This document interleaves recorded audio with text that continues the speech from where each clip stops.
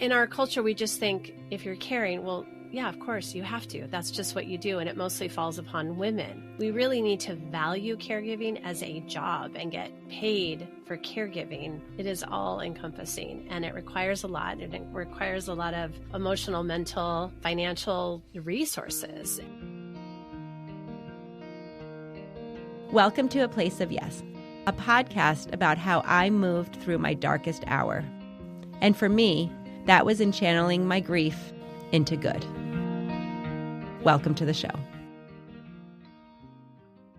We are here today with Jessica Patay, founder and executive director of We Are Brave Together, a nonprofit dedicated to serving and supporting caregiving moms, which I want to stop right there because that in and of itself is making me so excited to talk to you. I can't think of a more important role or job or needed community in our rare mom, medically fragile, medically challenged group. So I wanted to start by thank you for doing it. You're so welcome. It's, it's my passion project. I have a son with a rare disease and I know how desperately we need each other. And that community is really the only way through. It's awesome. It's awesome.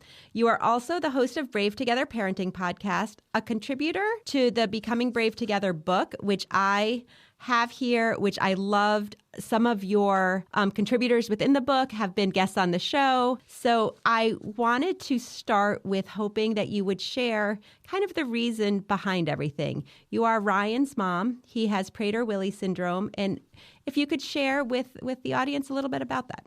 Sure. So I have 3 kids, Luke, who's 24, Ryan, who is 21, and Kate, who's 19. When Ryan was born, he could not suck. He couldn't move. He didn't cry. We spent a month in the hospital not knowing what was wrong. He had medical issues, and thankfully he was diagnosed at 5 weeks of age. So we got an early diagnosis, jumped into a couple of the organizations, national, and there's one in California that supports families like ours. Thankfully, I know that is not the case for everyone who has a child with a rare disease, but they were there to support us and educate us, and we went to our first support group when he was 2 months old, went to our first conference a few months later, and they've been a part of our lives ever since. Prader-Willi syndrome is the early years are all about milestones because babies are born with low muscle tone, hypotonia.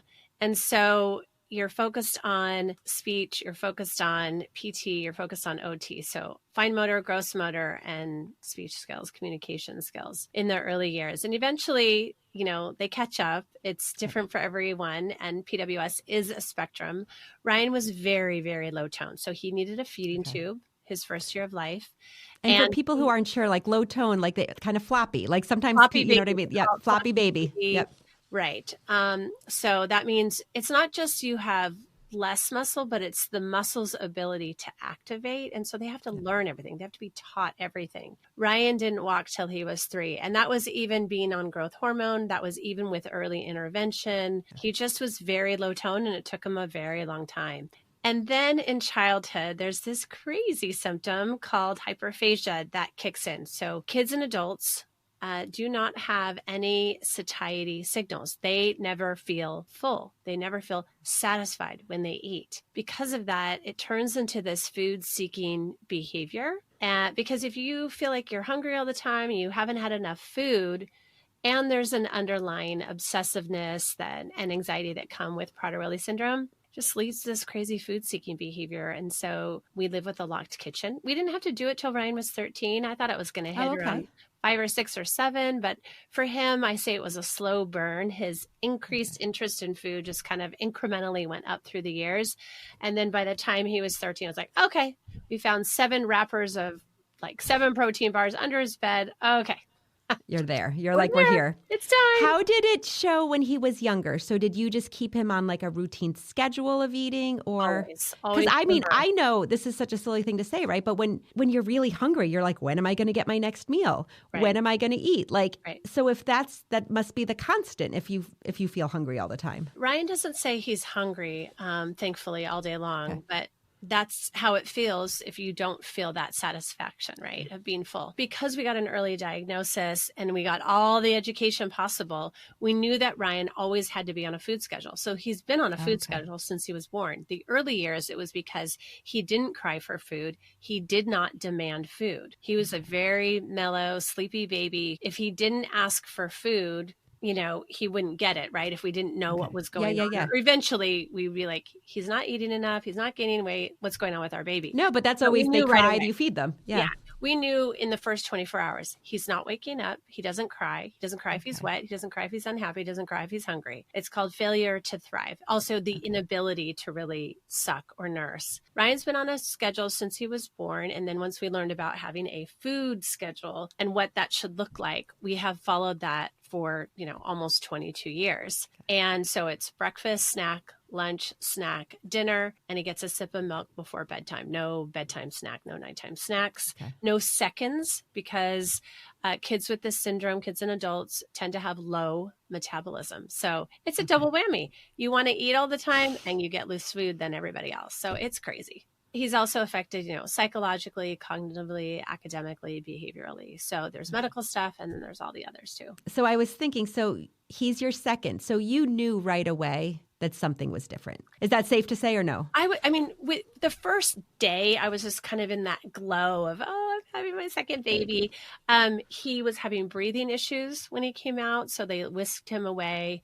His testicles were undescended, which I knew one is not abnormal, but to have both, I was like, huh. But what stood out to me about his birth is when he came out, and I just had a vaginal birth, just like with Luke, he cried for just a few seconds. And I was like, huh, I wonder if he's just an easy, mellow newborn. And then the next day when my pediatrician came back, he's like, all right, we're going to start running a bunch of tests. Did you have an amnio? No, I didn't have an amnio. I was only 33 when I had Ryan, so I didn't really feel the need. Off we went. And I was like, okay, everyone is really concerned now. Okay, this is different. This is real. Different. Maybe not the right word, but I do love that you were able to get that diagnosis quickly and then find a community quickly. This is such a weird thing to say, but I've always been a little bit jealous of that. So my son, Jake, was, he's my second, and he was born very healthy, just easy, kind of almost like what you said. I was like, okay, just an easy kid. Yeah. But at 8 months, he had a seizure out of nowhere, very atypical seizure. I always say, at that point, I knew nothing about this rare medical world. We ended up with this long hospital stay at Boston Children's, and he lost all of his milestones, but we never got a diagnosis. And it's always been something that just, even now, he's been gone almost 14 years. He's been gone a long time, but it's still it just feels heavy. It feels hard. It feels like, I'm like, what happened? What did it? Could I have done something differently? When I lived in the hospital with Ryan, this was before smartphones, so I didn't look anything up, but I also didn't want to. Then when we did get the diagnosis, it put us on a path. Okay, what's next? Okay, thankfully there was a PWS expert, an endocrinologist in LA at the time at UCLA. Okay, great. We'll get started on growth hormone. You could have your list and we're doing this and we're doing that. We had things to do. We had a plan. The most comforting part, though, was that within a few days of diagnosis and calling the Prader-Willi California Foundation and the national organization, I got a phone call. I call it the Lisa phone call. And she called to tell me that she was going to be my mentor and that I was, I was able to call her at any time and ask her anything. And I just exhaled so much anxiety and fear because I had somebody who was ahead of me in the journey. Her son was about 5 years older. I knew that we weren't going to be alone, that there were other families in Southern California that we could meet with. It's not the same, but I remember as you were talking about that in that call, I remember coming home. So we spent 117 days in the hospital and, came home with this very different baby than we had left with. And I just remember being like, what do I do now? What is going on? What's going to happen? And we got affiliated, and it wasn't a great match always, but it was an organization like the Epilepsy Foundation of Northeastern New York hooked up with us. And while we were sort of a way more extreme case than most of the families they worked with, there was something in that. Mm-hmm. And I just remember my husband and I kind of taking a deep breath and saying okay, that's important. We need to we need to lean into that a little bit. It is. It is. And it's the sense of belonging, right? It's our birthright to have a sense of belonging as human beings. Yeah. And when you're given a child or a crisis or a situation that doesn't put you in the mainstream pool of humans, and we all want a place to belong that feels safe, that's comforting, that's uplifting, that's supportive, that's helpful. We all deserve that. We all know. And we're better with it, right? Like that's Yes. one of the things too that I think has taken me a longer time. And one of the things with the organization that we do, with Jake's Help from Heaven and with this podcast, what I have benefited so much, first with the organization and now with this kind of together, is these these conversations, right? It's that we are not alone, that we have other people with shared experiences. I love in the introduction of your book where you talk about the loneliness of onlyness, if I'm saying that right. Like, because I highlighted it because I was like, that resonated so deeply. I think that is the piece that for so long and for so many people, unfortunately, is missing. And what you're doing is making a home for it. And I think these conversations that we have is just so important for people to take that sigh you talked about, sort of that exhale of just like, okay, there's a place for me. Mm-hmm. Which is why in We Are Brave Together, and I know we'll get to that, we're all inclusive. And so every diagnosis under the sun, and even if your child has medical, behavioral, educational, psychological struggles, and there's no diagnosis or box to check, you are welcome. And we have a chair waiting for you. I love it. So it's a perfect time. Like, let's get into the group, into We Are Brave Together. So you started that in 2017. Well, the why is because Ryan made me a caregiver, and I knew how stressful and different and altered and wonderful and beautiful and crazy all of it is. It's just so different than just typical parenting. And I had started writing, blogging back when blogging was a thing in 2012, and being really candid, really honest. And I would get all these beautiful messages. Thank you so much for saying what I'm afraid to say out loud. I feel so seen. I feel so validated. I feel this resonates with my journey or my experience. Thank you, thank you, thank you. And so that really made me feel like I had a voice, and I'm a natural gatherer and a connector. And I was always someone who did girls' trips, through marriage and, babies and just crises and all of it, Yeah. And my best friend and I started doing these fluffy girlfriends retreats where we would invite friends and friends of friends, whoever wanted to come, kind of an intimate gathering, like 12 to 20 people. And we met in different places, and we'd hire a speaker, and we didn't do it to make money. We made no money, and we spent a lot of money to do it. But it was just so much fun. And we believe in the power of gathering women together. And when you leave the competition and cattiness and comparison behind, that the intersection of our lives is a gift. And so one day in 2016, we were doing a retreat in Nashville. We looked at each other. We said, this is all well and good, but where could we really meet a need? And we're like, well, who needs a weekend off? But, moms who have kids with high support needs. So the idea was birthed, and the name was birthed. And then I just started gathering interest. Who's interested in something like this? If I were to create a community, a support group, we'd have retreats. Who's interested? And just everyone kept saying me, me, me, me, me. So we launched before even becoming a 501c3. I hadn't even started the paperwork, but it was just time. It was just time. Yeah. We needed to do it. And we launched with a party in my backyard, and 60 moms showed up from the area. Oh, wow. I was like, oh, clearly this is a need. Clearly we need to do something here. We followed up 2 months later with our first retreat and our first support group. And, just the response was overwhelming. So the next year we got our nonprofit status and started fundraising. I love so much about what you said. And it's honestly so similar to like our journey when we started Jake's Help from Heaven. It didn't come out of experience. It came out of need. Like you said, it's not always the same disorders or diseases or syndromes, but there's a lot of us out there. I love everything you said. I love the idea of girls' trips, like all of the things that are very typical, right? Like there's very few people who don't love like going out with their girlfriends or catching up with their old friends or having that community and that bond. And then to apply it to not only a group that has those same needs, but doesn't always have the time. And you talk about it in your introduction. I think you call it like extreme caregiving or extreme Right. parenting or something, right? Because it is. It's a different way. And it's not a different way by choice. It's a different way by necessity of Right. being a mother. I don't know. Like I'm a mom to Ethan. And of course, when he has the flu, I'm his caregiver, but I'm not 100% his caregiver.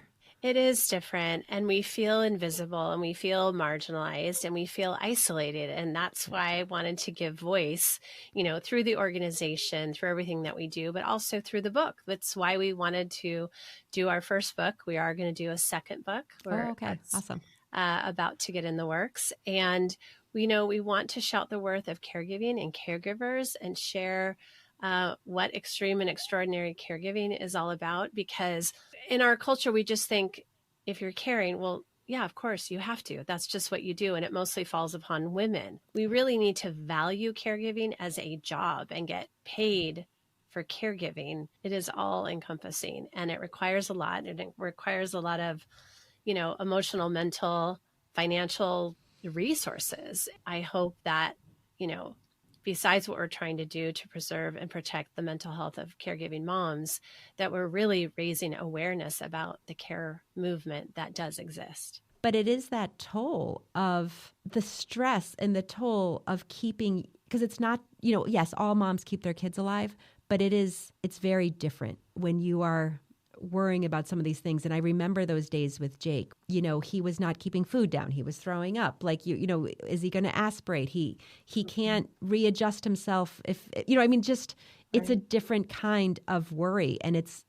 you're literally keeping your child alive. And that carries with it such a stress. And sometimes I think, at least what I did, and sometimes what other people did, is like you kind of bury that, right? You're like, I don't have time to think about that. I don't have time. This community where there are other people who, when you say something like that too, like the burden of keeping my child alive or the pressure of that, not everyone understands that. It is. It's comforting. It's transformative. I say girlfriends who get you are sacred and mandatory. Absolutely. In this community or outside of this community, we have to have people who get us. So I know for myself, there are countless moments where you feel alone. Do you have a story like in this where you knew you wish you had someone else? And because I'm sure that this community comes from a very personal need. Yes. And this is actually about one of my other children, because once I got connected with other parents, moms who had kids with Prader-Willi syndrome, we had a text thread. We still have a text thread going. I think there's 6 or 7 of us, and I can reach out at any time with any question or anything that comes up. During the pandemic, it came to light that my daughter was suffering pretty badly with depression and anxiety. And as siblings do, they hide it. That is a topic for another podcast, and I'm Absolutely happy to come back to talk about siblings. I'm extremely passionate about their experience. But, in this country and in our culture, there's stigma around mental health struggles. And so who was I going to talk to about this? It was very scary. It was very severe. It is its own version of heartbreak and hell when you have a child who's otherwise typical go through mental health stuff.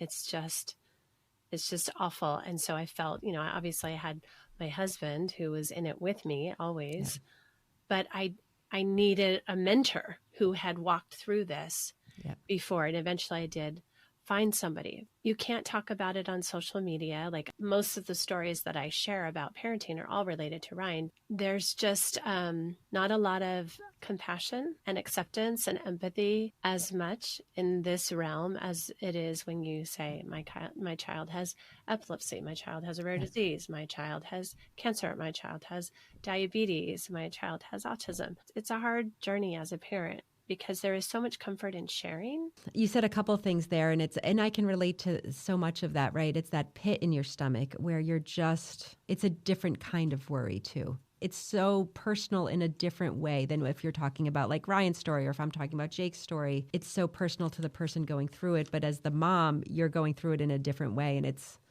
such a hard balance. There's 2 things I want to, and I'm not sure which direction to go in. You opened it up so nicely, the sibling piece. And I do think the sibling piece is, I think about it all the time with my son, Ethan, who's 20 years old now. And, he was 5 when Jake died. So he's had a whole entire life, like all of his real formative teenage years have been without his brother.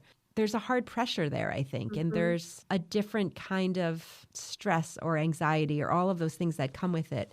Do you see that with Luke and with Kate? Yes, I want to go back to Ethan because I think there's a way to maybe diffuse what you might feel if you feel like that he is living with a pressure, even though his sibling is gone, is just by being curious. Like, it would be easy for other people to assume that because your brother isn't here and you're not living with us, in emergencies and crises and hospital visits and surgeries, that, you're not carrying a boulder on your shoulders. You're not carrying the weight of living right now with a sibling who's medically fragile and you've lost a brother.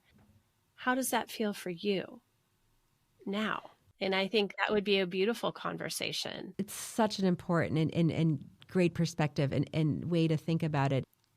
We focused in those years after Jake died so much so on the foundation and keeping Jake's memory alive and cheers to Jake and all of these things. And Ethan was young and kind of along for the ride and he liked it, right? Like he was like, sure. Oh, we're going to go see Jakey at the cemetery and these are balloons are for, like we would have these little routines. And then in the teenage years, I think it just became, their teenage years, I mean, but yeah, exactly. But they became more difficult. And then when he went to college, I had this moment, right, of like, holy crap, like he has processed and dealt with so much. And I have been in my personal loss that I have not really had those conversations. Mm-hmm. He wasn't as open to them at 17, but all of a sudden, like 19 and now he's 20, mm-hmm. we're having some of those conversations. And I have a little bit of guilt of like all that in between where we didn't. Yes. I mean, and there's so much time to repair and to discuss and go back and talk about it. I mean, I didn't have parents who ever were like, gosh, upon reflection, I can see that I did not have these conversations, or I didn't think about this, or I didn't think about that effect or impact. Like, can you imagine if our parents ever did that? But our adult kids, our young adult kids, we can have these conversations. Yeah. We can go back and say, wow, like I'll send podcast episodes on parenting. I still listen to parenting podcasts, and I'll say, where was this episode when I was raising you guys? I'm horrified at some of the things that I did or said or whatever. Like, it's never too late. It's it's a generational change in our generation, right? And we do have the control and power to do that. Yeah. And I think you can say, like, you may not want to talk about any of this or all of this right now, but just know that I know there'll come a time when you do, and I'm all in, and you can say anything. I will do that. I think that is a great suggestion. I think now I want to talk a little bit, because this is kind of a nice connection too. So Jessica Troiano, mm-hmm. who through the foundation, so over a decade, we have worked with the family, providing equipment, providing support. And one of the things that happens at Jake's Help from Heaven, which is not in our mission statement, we are an organization that provides, technology, adaptive equipment, medical travel reimbursement, like sort of tangible things. Mm-hmm. But a sort of sidebar that has come is a little bit like the community that you're talking about. For so many of our moms, mostly, they are always looking for someone that relates. I am someone that understands the road that they are on and the life that they're living. Right. And that that pit in your stomach about keeping your kid alive, like all of those emotions, I know. I was able to introduce the two of you together because you have members of We Are Brave together in every state, correct? Yes. But you are predominantly have groups in California? Our mission, like I said, is to preserve and protect the mental health of caregiving moms. And what we are doing is we are putting on support groups, virtual and in person, across the United States. And we call them connection circles. We also put on low-cost weekend retreats to give moms a weekend off, a time for mental health education, a time with other moms who get it. And they're intimate, 15, 16 moms. Awesome. We have a wonderful speaker at every retreat and retreat coordinator. We also have our podcast. And then our latest offering was the book that you mentioned. So back to connection circles, we have leaders all over the country. I think we're up to 30 plus, maybe 32. Oh, okay. Awesome. Some of our connection circles are topical. So recently we launched 2 virtual connection circles.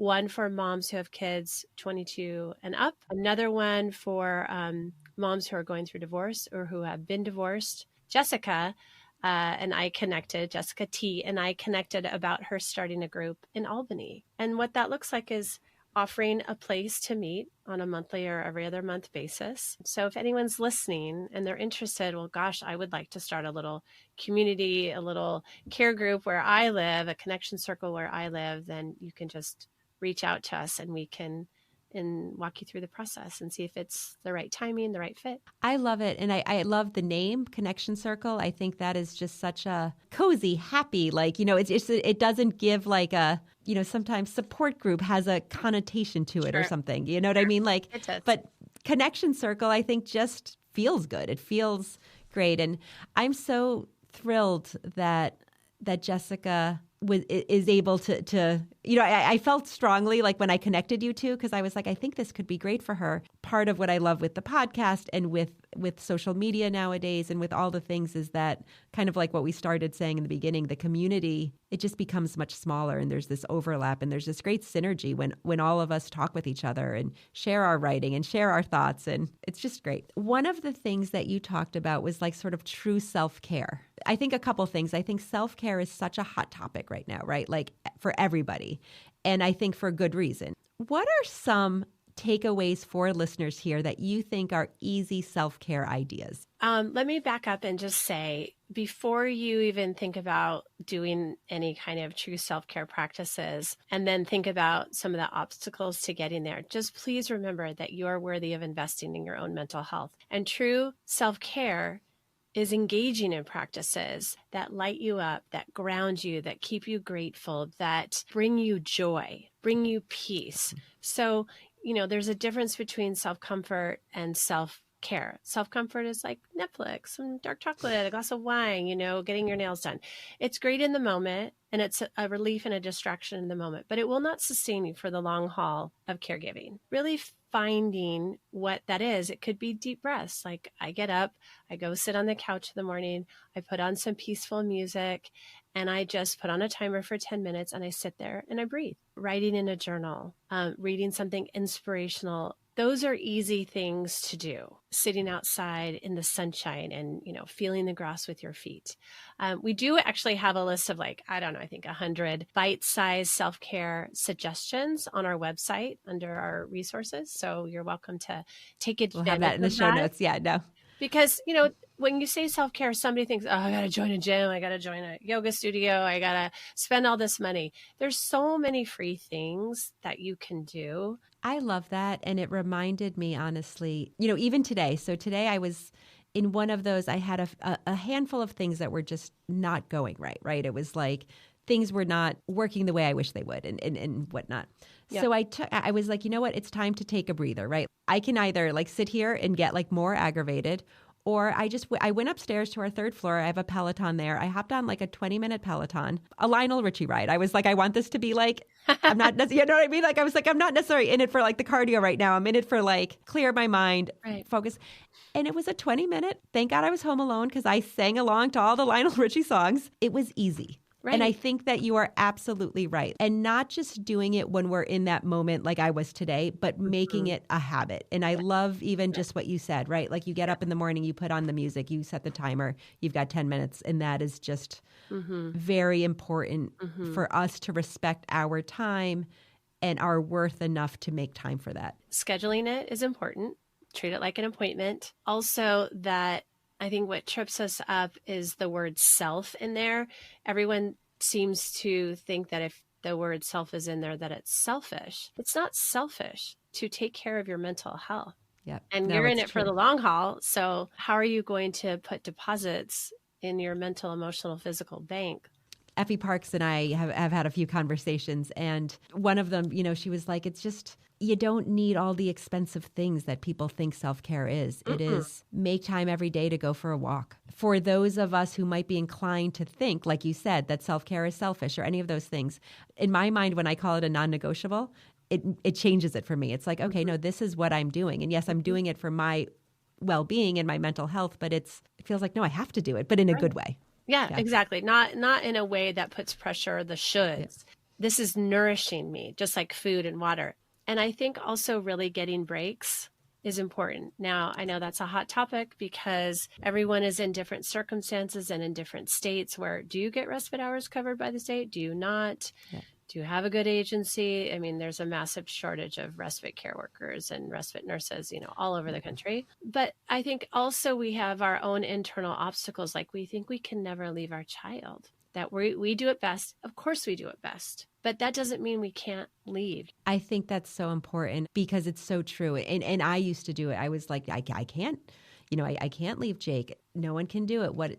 The what ifs could drive you nuts. It's such important stuff. Like we need the groups, we need the community, we need to believe that it's okay to do these things because it's not just okay, it's necessary. It's necessary. So we end this show. A segment called Ask Heather Anything. Do you have anything for me? Well, I have two very different questions that come to mind. One is, what is the best thing that you can do for a mother who has lost a child? This is, I have said this before, and it's so simple. Someone showed up in the couple weeks afterwards, sort of, because there's that period when everybody is showing up and bringing food and doing things. Once, the funeral has happened, the burial has happened, all of those things, there's just this really like Brian's gone back to work, like life is continuing. An acquaintance of mine, not even one of my like close girlfriends, showed up at my door with 2 Starbucks. And she was like, let's go for a walk. I didn't have the energy or even the wherewithal to say no, right? So I literally put on my shoes, grabbed my jacket, grabbed the Starbucks, and we just walked. All these years later, I think of that, and that was just, I don't even know that we talked about Jake. I don't know that we walked, and I had a coffee. And it was so simple, but it wasn't that like, what can I do for you? What do you need? Because I didn't know how to answer that. We already had people dropping us off food and doing, like we had the meal train. We had all of those things. Sure. But this was just, I opened the door and there it was. And it was, I try to do it when I know other people are in that situation because I know the impact that had. Just someone offering to be with you and walk beside you, literally or figuratively. Literally, yes. And not making me come up with it, like really literally just, right. You know what I mean? Like not having me solve the issue. The other question I have is just about being a nonprofit leader, and you're obviously a fundraiser. So what keeps you, I always say I'm a shameless asker, going back to some of our amazing donors and asking for a little bit more for this, specific thing, whether for a retreat, the next book, scholarships, or even like, is there anybody that I should be reaching out to that would care about our cause? Like, how do you keep yourself going as a fundraiser? That is an excellent question. And I will say we actually have just pivoted that a little bit post-pandemic. In the beginning years of Jake's Help from Heaven, we had an annual event, and it was like our landmark event, and it was our number one fundraiser. I always wanted to stop doing our fundraising event while we were still selling out, making a ton of money, being successful. And the pandemic hit, which kind of happened as I was starting to think that it was time for us to pivot. So we have not had a fundraising event for a couple of years now. And what we do is we do an annual campaign around Jake's birthday, which is when the fundraising event, we had started the fundraising event. So it sort of would be like a birthday party for him. That's kind of what we thought was the idea of it. So now we do an annual birthday campaign. It's a hustle and it's work, and it's always, it's exactly what fundraising is. If you believe in the work, if you believe that we're making a difference, we are creating opportunities for those with disabilities to thrive. And if you believe in that, then this is how you help us. So great. Thank you for that. Yeah. I am so pleased to have received your book, to connected with you, I know that there are so many families I work with who will benefit from your website and your podcast and all of these things. So I'm just so grateful to have met you. So thank you. Thank you for doing the work you do and for being a part of this community and a leading force in this community. Oh, Heather, I'm so grateful for you too. I just think, it's remarkable to me that even though you've lost Jake, here you are 14 years later doing this work and serving and loving and helping. Just thank you. I am very touched by that. And I think it's remarkable. I loved our conversation so much. No, this has been wonderful. I really appreciate it. Thank you for listening to A Place of Yes. Please follow us wherever you listen to your podcasts. If you really like this episode, please share it with a friend. It would make a world of difference if we could just reach more people and share the work that we do and the stories we want to tell. Thank you so much for watching.